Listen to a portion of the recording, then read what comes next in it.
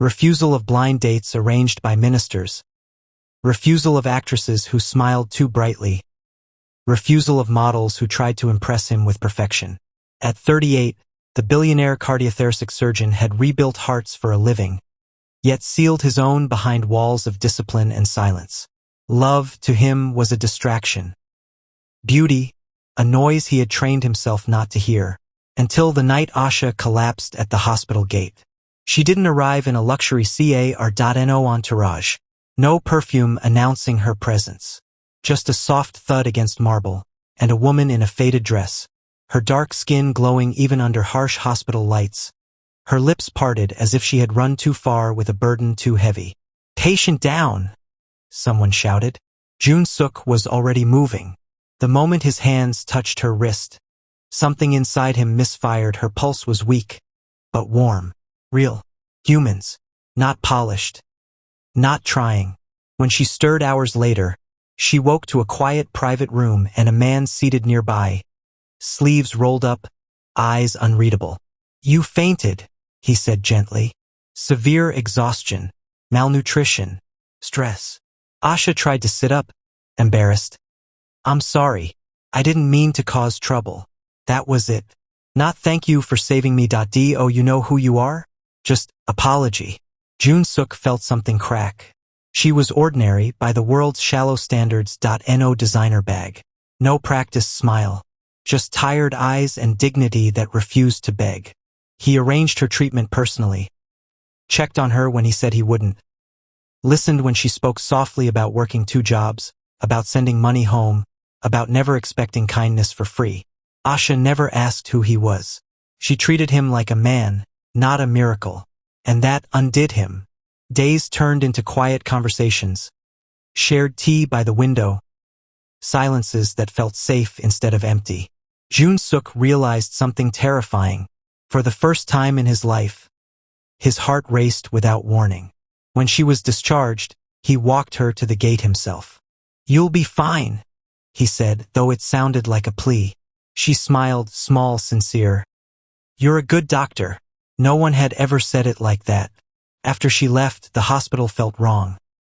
Too bright, too loud, too hollow. So he did the unthinkable. He looked for her, not as a doctor, not as a billionaire, but as a man who had finally found the quiet place his heart had been searching for.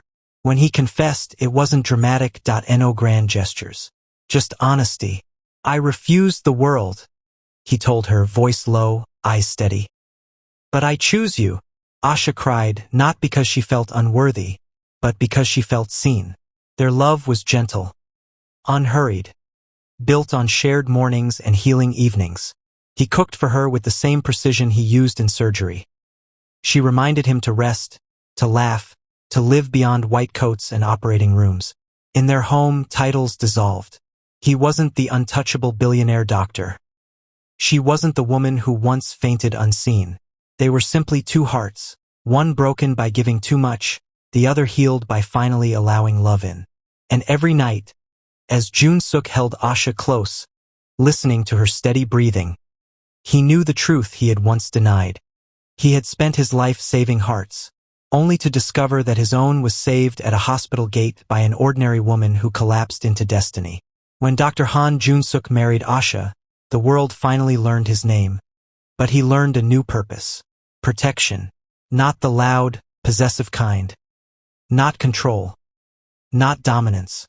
His was the quiet devotion of a man who had once watched her collapse unseen, and swore she would never face the world alone again. Their home was warm and private, tucked away from soul's sharp edges. Every morning, he woke before her, not out of habit, but instinct. He checked the locks without thinking, adjusted the curtains so sunlight never startled her awake, prepared her tea exactly how she liked it, warm with honey, never rushed. Asha noticed everything. "You don't have to watch me so closely," she teased once, brushing his collar straight. Jun-suk took her hand, pressing her palm to his chest. "I watched your heartbeat once when it was fading," he said quietly. "This is how I love now." When the world intruded, he became unmovable. At a charity gala, whispers followed her. Questions masked as compliments. Who is she? Why her? Surely he could have chosen better. Jun-suk didn't raise his voice. He didn't glare. He simply wrapped his arm around Asha's waist and said calmly, "My wife saved my life. Be respectful or be absent." Silence fell. At the hospital, when interns stared too long or spoke too casually, his presence shifted the air. Not threatening, absolute. "That's Dr. Han's wife," someone whispered. No, she was more than that. When Asha struggled with old fears, feeling small beside his world, he knelt in front of her one night, eyes level with hers. "I married you because you are strong," he said. "Let me be strong for you when you are tired." He defended her rest like it was sacred, defended her peace like it was fragile glass, defended her heart as if it were his own. When she fell ill one rainy evening, nothing serious, just exhaustion, he canceled surgeries, ignoring protests. Asha woke to his hand steady on her back. "I'm fine," she murmured. "I know," he said, "but you don't need to be alone in it." That was his protection. Not fear. Not control. Presence. He walked a half step ahead in crowds. Not to lead, but to shield. He listened when she spoke. Even when her voice was soft, he corrected the world without ever dimming her light. And at night, when the city slept, he held her like something irreplaceable, whispering promises against her hair. "I refused everyone," he said once. "But for you, I would refuse the world again." Asha understood then. She wasn't protected because she was weak. She was protected because she was treasured. And Dr. Han Jun-suk, the man who once belonged to no one, had finally learned that the greatest devotion wasn't saving lives in an operating room. It was standing guard over the woman who taught his heart how to beat. Their home was not grand by Jun-suk's standards. No gold and no show, just warmth. Morning light spilled through wide windows, touching wooden floors and white curtains. Asha had chosen herself. It was here, far from hospital corridors and public eyes, that Dr. Han Jun-suk finally learned how to be. He woke every morning to Asha curled against him, her breathing slow, her hand resting on his chest as if checking that he was real. He never moved first. He liked being held.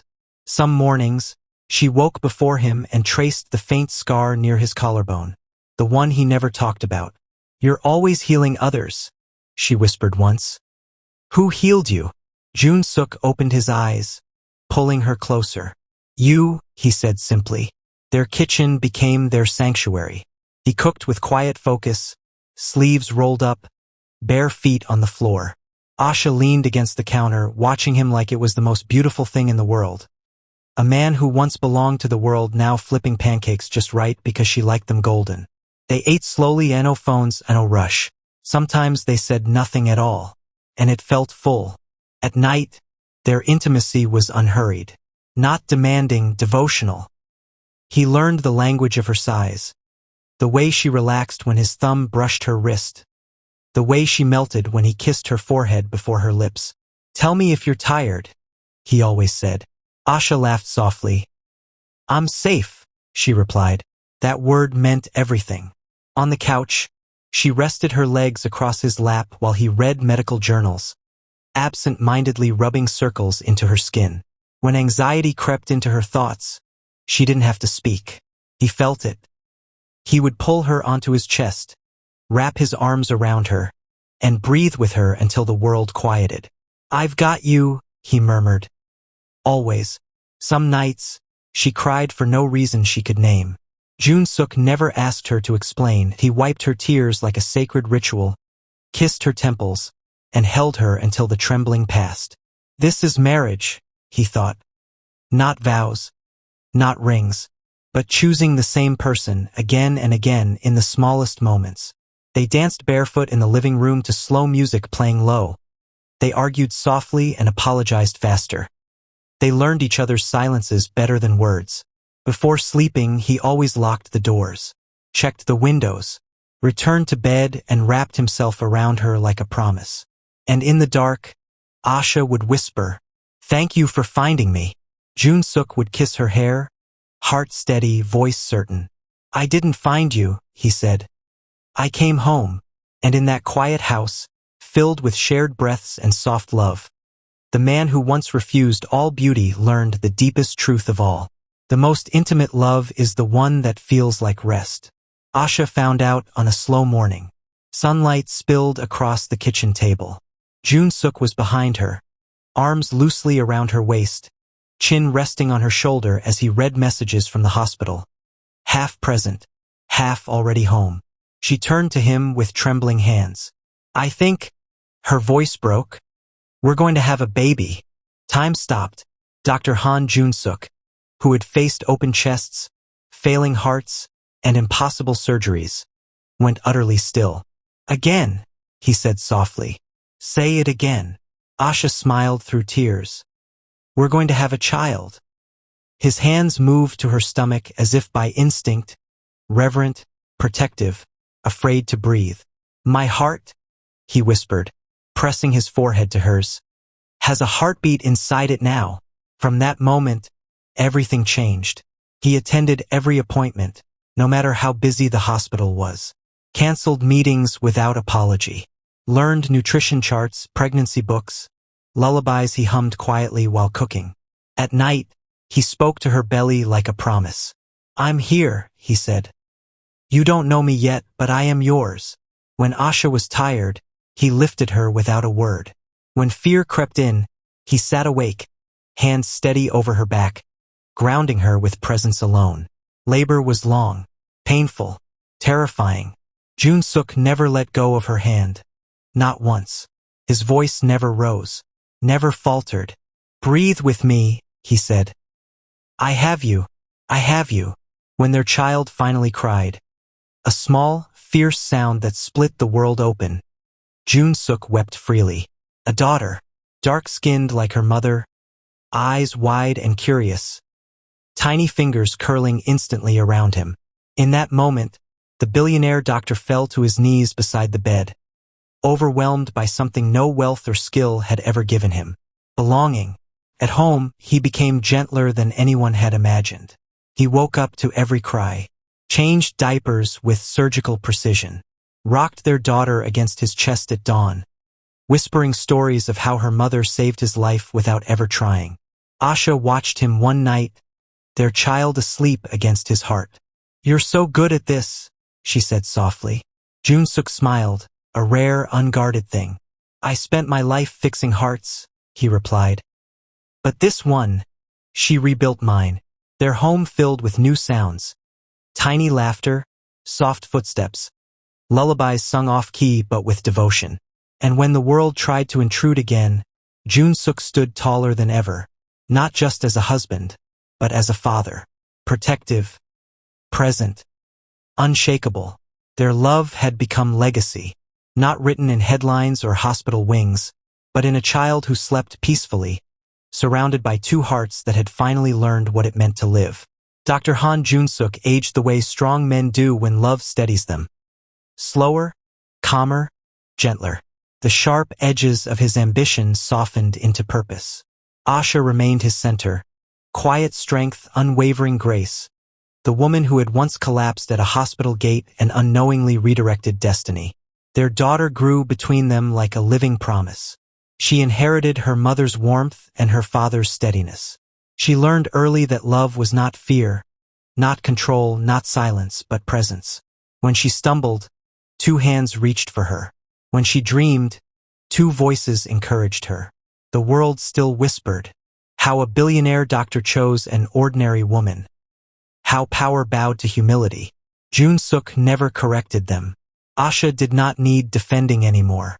She stood beside him, not behind, not above, equal. Together, they built something the world could not misunderstand. A foundation. Not just hospitals with his name, but clinics in forgotten places, staffed by doctors taught to see patients as people, not cases. Asha worked quietly there, advocating, listening, reminding everyone that dignity was the first medicine. Their daughter walked those halls holding both parents' hands. "This is why we serve," Jun-suk told her. "Because someone once fell where no one was looking." At home, legacy lived in smaller moments. Shared dinners, old photographs, soft laughter echoing through rooms that had witnessed love deepen, not fade. On quiet evenings, Jun-suk still reached for Asha's hand like the world might take her away if he didn't. She would squeeze back. "I'm here," she'd whisper. In old age, when his hands finally trembled and the world slowed, Asha remained his anchor. She brushed his hair, fed him soup, reminded him, gently, of the man he had been and the love he had become. One night, under the same soft light that once warmed their first home, he spoke with effort but certainty. "If the world remembers me," he said, "let it not be for the hearts I repaired, but for the one I chose." Asha kissed his forehead, tears quiet, love unbroken. Their story did not end. It lived on. In their daughter's compassion, Ayan healed patients who never knew their names, and a love story whispered between generations. A man who refused beauty, a woman who never sought power, a child raised in tenderness and strength. And long after the headlines faded, one truth remained. The greatest legacy is not what you build for the world, but who you become for the people you love. And theirs was eternal. Their home aged the way their love did, gracefully. The walls now carried memories. Framed drawings from their daughter, photographs from quiet trips. A pressed flower Asha once tucked into a book Jun-suk still kept by his bedside. Every room held echoes of laughter, whispered apologies, slow dances, and healing silence. Mornings were their favorite ritual. Even years later, Jun-suk woke before Asha, not out of habit anymore, but devotion. He brewed tea and left it steaming on her bedside table, then sat watching her sleep like it was still a miracle she had chosen him. She always knew. "You're staring again," she murmured one morning, eyes still closed. "I'm remembering," he replied, brushing her cheek. "How I almost lived a whole life without this." Their daughter, older now, often teased them. "You two act like newlyweds," she said, rolling her eyes fondly. But at night, when the house quieted, it was just them again. Asha curled beside him on the couch, feet tucked under his thigh, while he read or simply rested his hand on her back. Constant, grounding. They spoke about small things. The weather, a recipe, a patient who smiled that day. And sometimes they spoke about nothing at all. Those were the moments Jun-suk loved most. Their intimacy never faded, it transformed. Less urgency, more intention. He kissed her slowly, like he had all the time in the world, like she was still the woman who collapsed into his life and rewrote it completely. "You still look at me like that," she whispered once, forehead pressed to his. "How else should I look at the woman who gave me a home?" he asked. When storms came, news, pressure, the outside world knocking too loudly, they closed the doors and chose each other again. Their bedroom became a sanctuary of quiet touches and whispered reassurances. He still checked the locks, still pulled her closer in his sleep, still woke if she shifted, hand finding hers automatically. And when age softened them further, when movements slowed and hair grayed, their love became almost reverent. They sat on the porch in the evenings, fingers intertwined, watching the sky change colors. "No matter how many years pass," Asha said softly, "you still protect me." Jun-suk smiled, leaning his forehead against hers. "No matter how many years pass," he replied, "you are still my miracle." Their home was never just walls and rooms. It was a place where a man learned how to love, where a woman learned she would never be unseen again, where a family was built, not on power, but on presence. And every night, as the lights dimmed and the world fell away, they returned to the same truth that had guided them from the beginning. Love didn't rescue them from life. It taught them how to live together.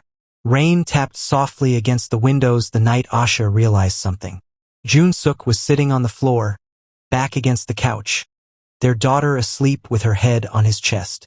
One hand rested protectively on the child, the other absent-mindedly traced circles on Asha's ankle where she sat beside him.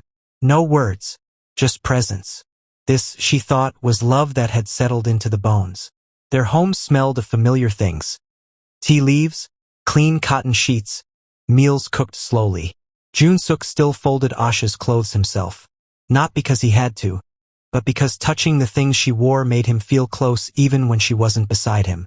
Sometimes she caught him standing in doorways, watching her do ordinary things. Watering plants, humming while cooking, braiding their daughter's hair. "What?" she asked once, amused. He shook his head softly. "I like seeing you where you're safe." In the evenings, after their daughter slept, they reclaimed each other quietly. Bare feet on warm floors. Low music playing. His hands steady and reverent, as if he never forgot the moment he almost lost her before he ever knew her. Their intimacy was not rushed, not demanding. It was chosen. Jun Suk kissed Asha with gratitude. Asha touched him like a reassurance. Some nights, they talked until sleep found them. About dreams they never chased, fears they had survived, and the strange mercy of fate that brought them together at a hospital gate.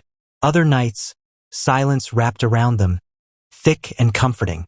When nightmares found Asha, memories of hunger, fear, invisibility. Jun Suk woke instantly, pulling her against him. "You're home," he whispered. "I won't let you go." He always meant it. Their home was where his armor came off, where her past loosened its grip, where love wasn't dramatic. It was steady. Years later, nothing about that changed.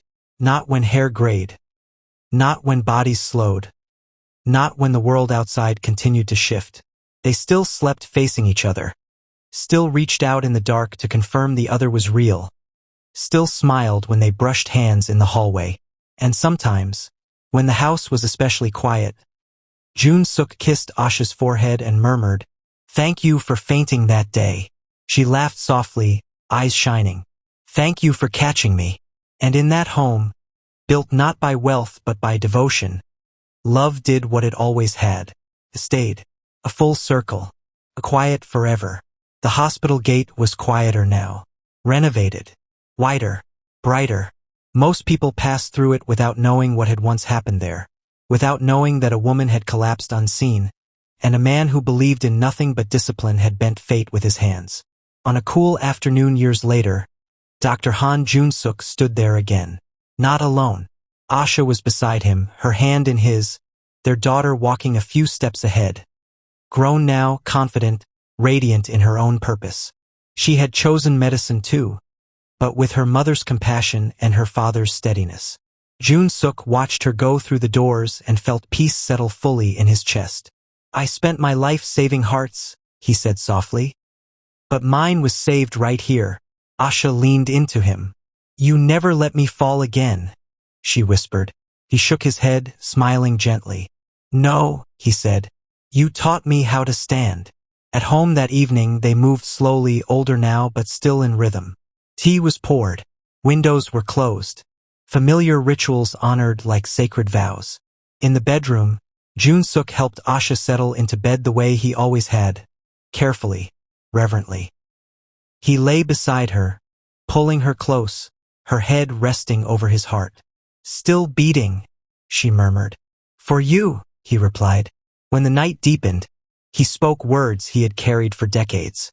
"If I had lived 100 lives," he said, voice quiet but sure, "I would find you in every one." Asha smiled, eyes wet but calm. "And I would faint again," she teased softly, "if it meant you'd catch me." They slept that night the way they always had. Facing each other, hands intertwined, love steady and unafraid. And when the world eventually remembered Dr. Han Jun Suk, it would speak of brilliance, wealth, and miracles. But the truest miracle was never written in records. It lived in a woman once overlooked, that I in a home built on gentleness, that I in a child raised by devotion, that I in a love that arrived quietly and stayed forever. Thank you for watching. If you enjoyed the story, please leave a comment. Also like, share, and subscribe to my channel and click on the notification icon so that you will get notified whenever a new story is uploaded.